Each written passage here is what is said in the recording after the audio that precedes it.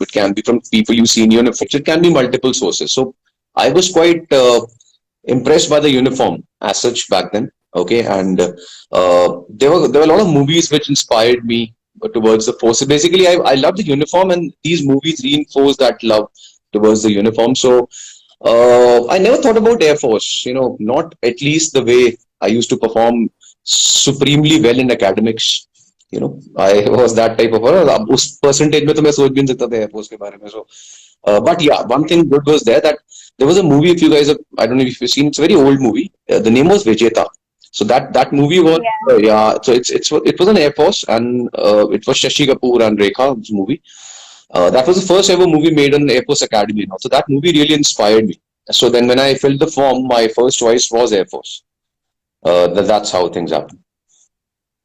Okay. So you must have had some experiences in the NDA, the Ragda movements, the punishments, and fun sessions like in camps also. Yeah. So is there any particular incident that you just cannot forget or laugh when you are with your close What's the problem? The problem is, guys, that it's very difficult to tell you exactly what goes in NDA. NDA, when I talk to kids in the civil, I mean, today in the colleges and universities, you have a very different life. I mean, believe me when I say what happens in NDA stays in NDA, because it's very difficult to explain somebody till the time you really, go through that. So there is nothing called ragda. We are 24 hours in a ragda mood only. Okay, the entire day is phenomenally tough and challenging, right from morning 3:34, whenever you get up, if you get sleep, that's in bracket, get up is everything. So if you get sleep, and if you get up 3:34, whatever is the time, from then till night 10, I think 10:30 is the time, and there's an official lights out, not unofficial, right? So official lights out, and so the ragda is the entire 24 hours, and it's nothing like what you experience in a college life. There is nothing called ragging. These are things are not there in NDA. NDA is purely training towards a very specific goal. Look, there everybody is there to become an officer. So they really, really grill you to a level where you break down physically. And when you break down physically, that is where your mental strength comes in. Now they further break you down so that your mental levels go up. That's how, when you come to NDA and when you pass out of NDA, you are a totally changed person. That's why they create, officers out of you. Yeah. Like this, they turn boys into men. So Sorry? that is what exactly. Sorry. They turn boys into men. Yeah, they turn boys into men. No doubts about that. Yeah. Yes. So you were the captain of bodybuilding team in the IAF and have achieved like many titles in this field. So how did you get into bodybuilding? This is a very interesting story, actually. So I remember my first posting after Air Force Academy was in, after my transport training was in Baroda. So it was a very busy squad and beautiful place, and used to lot of flying day and night. But I was thoda sa fitness fanatic type of a guy, so I used to, I joined a gym outside in the civil, and there when I was working out in one of the gyms, and I used to be very fanatic in a way that I'll tell you how it all happened. So I joined the gym, and some of the guys, trainers out there, they said, "So why don't you give a chance to bodybuilding?" I said, "Look, bodybuilding is not my ball of game. I love the game; it's a beautiful sport, but I really don't know anything about it. I was into track and field and all those things." They said, "So look, you have a very good base because of your weight training and all those things from the very beginning. So we'll help you in preparing, and Mr. Baroda competition is coming in 8 to 10 months. That was the first district competition. So why don't you give it a shot?" So fine, I thought that, okay, if I'm not able to compete in track and field anymore, let me give it a shot. Bodybuilding is something which you can actually do, at different places. It's not a problem out there. I started preparing, and the preparation was a challenge because if you want to really compete, competitive sport is a different ball game, and to balance it with flying, it's very difficult. Thankfully, I was a transport guy, so I used to fly big jets. So I used to carry my kit in my own aircraft. So I used to take off, and my kits used to be there. And in case, let's say, I land in between, if they were, I used to fly different legs. So if there is a leg in which I have to land, and there was a time of rest, let's say 1 hour, 2 hours, I never used to rest. I immediately used to get down from the aircraft, take my bag, change my overalls to my, the sports kit, normal shorts and t-shirt, go to the gym, whichever is there in the airport station, work out, back to the aircraft and fly again. So this is how I used to balance things. But then I won the first district competition I participated in. I got a gold there, and that's how the ball started rolling. Yes, sir. So also like as you mentioned, you work out between the legs, Hmm. and what kept you inspired to keep on going? Like don't take a rest and just keep on going. What was that factor? Uh, Look, I'll tell you something very important, which youngsters, keep on telling me, and I'll be covering this in future talks also. So, when you talk about passion, okay, so one of the wrong questions which a lot of kids ask is that how do you find your passion? How do you find your passion? Okay, you can't find your passion. Passion is not something which is outside; it's inside you.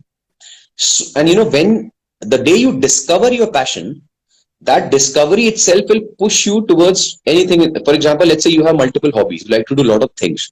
Now, eventually, when you're working hard in all those things, there'll be one thing which will come up above all, and you will leave all those interests, and that one interest will stick to you. You will not just love the interest, you will be emotionally attached to it. Okay, so fitness and sports was something which I was more emotionally attached to. So there was nothing which was, I really don't know what inspired me. Okay, I really don't know what inspired. Nobody can give you that answer. Okay, this is the inspiring factor because it really comes from within. So maybe that was a passion I discovered at that time, and yes, and then things automatically happened. I just got motivated myself to know more, to get deeper into things in whatever field I was in. Well said, sir. Sir, after 10 years of serving the nation, how was the transition to a civilian life? Quite challenging in terms of understanding people as such. Uh, okay, lot of forces guy will tell you that okay, civil life, Fauji life. No, that's not how it works. We are always in dealing with people in the civil. That's not a problem. But there's a difference in dealing in a professional manner and dealing in a friendly manner. In a friendly manner, everybody is the same. When you start dealing with them professionally, through business, or if you're working for some company, then things are very different because things and forces are very straightforward. I mean, there is no ambiguity. If a job is given, it's yes or no. Okay, there is nothing. Why didn't you do it? If you're not able to complete a job, your fault. Okay, if there's a problem, again your fault. So it's very simple. Now, outside the things are not this way. You have to really take care of people. You have to give them leeway. They'll have reasons which can be very genuine reasons. You can't behave like a Fauji, CEO or a general that okay, this has to be done. It can't be done that. The something called human resource management outside is very different. Okay, there's a lot of emotions involved, a lot of issues involved. There's a lot of chaos outside the defense forces. Defense forces inside is very well managed and disciplined. But outside, it's not about discipline. It's about, as such, the life is very chaotic. You're dealing with people of different mindset, very different mindset. Now, there'll be a lot of people to cheat you, to hurt you. You'll not even come to know. Especially if you're from the forces, you expect that everybody is the same. The guy or the girl seems good here. How can they do such a bad thing? But eventually realize no, they had malintentions, which you never realize. So you learn ultimately. Yeah. That's how it was. Okay. So, and you are an entrepreneur. You founded We Are Stupid, Genesis, and you co-founded Body Mechanics and Mango Hub. So please tell us something about these. Okay. So of course the reason it's not easy for me to leave forces. You can't be just leaving outside like a Superman and coming out. I'll change the world. No, you will be on the road if you do that. Okay. So everything I was planning when I knew that okay, I'm going to leave eventually. It was official. And now I thought, okay, let me plan. So I was planning well. I had partners. We started with Body Mechanics initially. We opened 2 big branches and they were super successful. Even now they're doing brilliantly well. Then the COVID thing hit. And unlike you guys, you guys are very tech savvy and all, very savvy in social media. And Infosys is not even allowed to use social media. And I'm from a generation where social media was like in the nascent stages. If you guys knew, there used to be this Orkut and all before Facebook. Okay, so I'm from that time. Okay, so even before that, I have used personally. I've written letters to my family. I have used stood on STD lines to give a call. So I'm from that, and I've seen a massive transition. But social media was something in last for 10 years. Life really, really changed very fast. and Infosys is not allowed to use social media. I mean, if you're doing it, you have to be very unofficial and careful that nothing is revealed. Okay, so I had no idea about Instagram or YouTube or anything. Though I registered myself on YouTube when it started very early, but that is only a registration, nothing else. Okay, I thought there is something. Then when I came out, I started learning more about social media, IT, online concepts, which I had no idea about. So everything was from scratch. Okay. And the best source for that were youngsters like you. So I had my young cousins and all. I used to sit there. If I used to go to a marriage, I used to ask them, okay, tell me what is this Instagram? How do you operate? What is this? Has this one day they told me, sir, you have to use hashtags. But next 2 days I was confused what the hell this hashtag means. Okay. So this is how things happened eventually. But gyms, of course, I was doing things on ground. But when COVID hit, I had already had a small base with my Genesis program, which I started expanding more during the COVID times. And I hired a big team. I mean, slowly, eventually things happen. Now I have a number of people under me. They're working in different aspects of handling the business. Genesis may I have clients in over 43 countries now. Okay, there are hundreds of clients every month who enroll, and this is one program. Then, of course, what happens is when you are an entrepreneur, there is you cannot just stick to one thing which has come your way. You have to see multiple aspects, opportunities coming in your way. So eventually, I entered into started in Mango Herbs, which was a company with which I am. It's my own brand, and today we have almost 15 products under it. We are supplying all over the world. This is more to do with natural and Ayurvedic based supplements and health products of very very high quality. I'm also in another German brand from last 4 years. I'm a brand ambassador for that natural team. Okay. Genesis, as I told you, VS Stupid is again. VS Stupid was something which is the starting point of everything. After Body Mechanics, I remember I was watching a movie with my wife, and as such, it was a very stupid Bollywood movie. So I was like sitting in the hall, and I suddenly said to my wife, "What stupid movie is this? Why are we wasting money?" Okay, and that was like a eureka moment. Something clicked. Okay, what? Okay, we are stupid if you're watching this. No. So then I immediately moved out and I just checked the domain, and it was available. So I just registered the domain. I thought, okay, this is what I'm going to start with the concept. And in fitness, I really wanted to spread the right research-based knowledge. Because if you guys are on social media, there's a lot of nonsense on social media in almost every field. Because there's no regulation out there. So that's what I started with your so-called VS Stupid, and then things started happening in multiple fields. Again, I'm doing more things now, and there's a new concept coming in. I've not announced it officially, but there's something called the K School, which is coming up very soon. Yeah, so that's how things are. And that was like a great way to reach out to public and which cleared many myths.